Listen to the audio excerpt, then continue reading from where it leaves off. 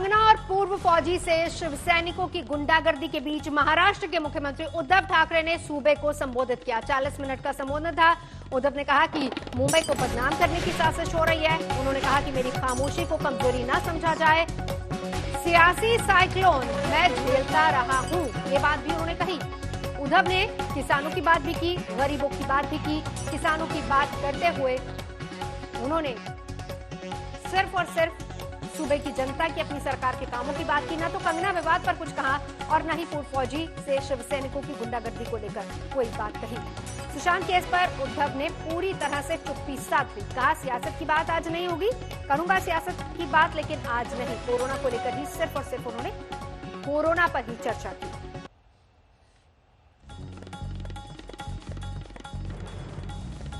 तो राजनीति के बारे में ज्यादा कुछ नहीं कहा। कहा कि राजनीतिक साइक्लोन का सामना अक्सर मैं करता आया हूं और शिव सैनिकों की गुंडागर्दी को लेकर वो बिल्कुल खामोश रहे।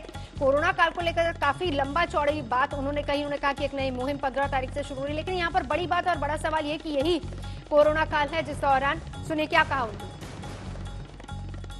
काही जणांना असं वाटत असेल कदाचित की आता कोरोना संपलाय, पुनश्च हरिओम म्हणजे आपलं राजकारण पुन्हा सुरू करावं. केलंही असेल, करायला काही हरकत नाही.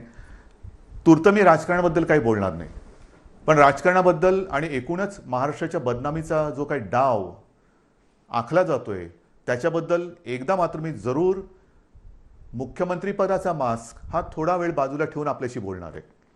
त्यातले सुद्धा धोके आणि एकूण ज्या काही गोष्टी आहेत त्या आपल्यासमोर मी नक्की मांडणार आहे. मी बोलत नाही याचा अर्थ असं नाही की माझ्याकडे उत्तर नाही, पण एक मुख्यमंत्रीपदाच्या खुर्चीवरती बसलेला आहे, त्याला साजेसं काम आपल्याला करावं लागते. एकूण महाराष्ट्रामध्ये सगळं काही वाताहत झालेले आहे असं नाहीये.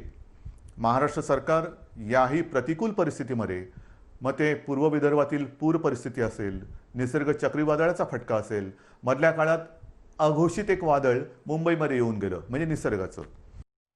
राजनीतिक सुनामी का सामना अक्सर मैं करता हूं। कोरोना को लेकर उन्होंने सभी गाइडलाइंस का जिक्र भी किया और क्या कुछ कहा उद्धव ठाकरे ने, सूबे से जुड़े और कौन कौन से मुद्दे उठाए वो भी हम आपको दिखाएंगे, लेकिन विवादित मुद्दों से वो पूरी तरह से बचते नजर आए हैं। हम आपको दिखाते हैं कि उन्होंने क्या कुछ कहा और क्या नहीं।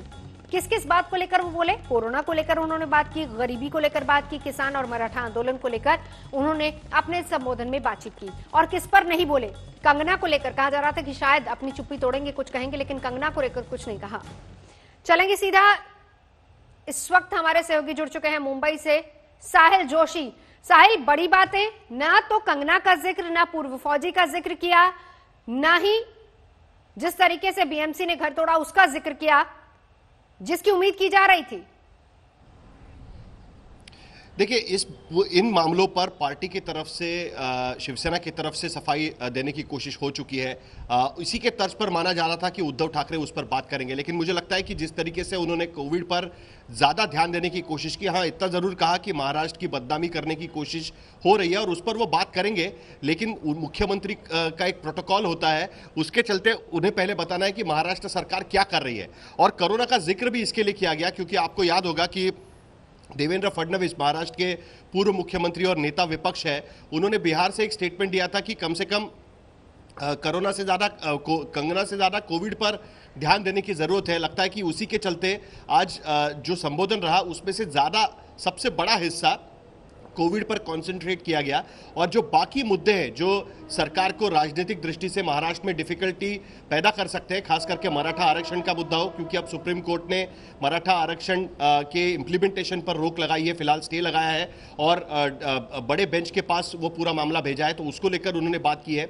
दूसरी अहम बात किसानों को लेकर की है, किसानों की कर्ज माफी को लेकर की है और दूसरे जो बाढ़ की स्थिति विदर्भ में पैदा हुई है उसको लेकर उन्होंने बात की है। तो जो मुद्दे विपक्ष ने महाराष्ट्र विधानसभा के सेशन के दौरान उठाए थे और खास करके कंगना या फिर बाकी मुद्दों पर सरकार अपना टाइम वेस्ट कर रही है, इस तरीके की बात जो विपक्ष की तरफ से बार बार की जा रही थी, उसका जवाब देने की कोशिश है।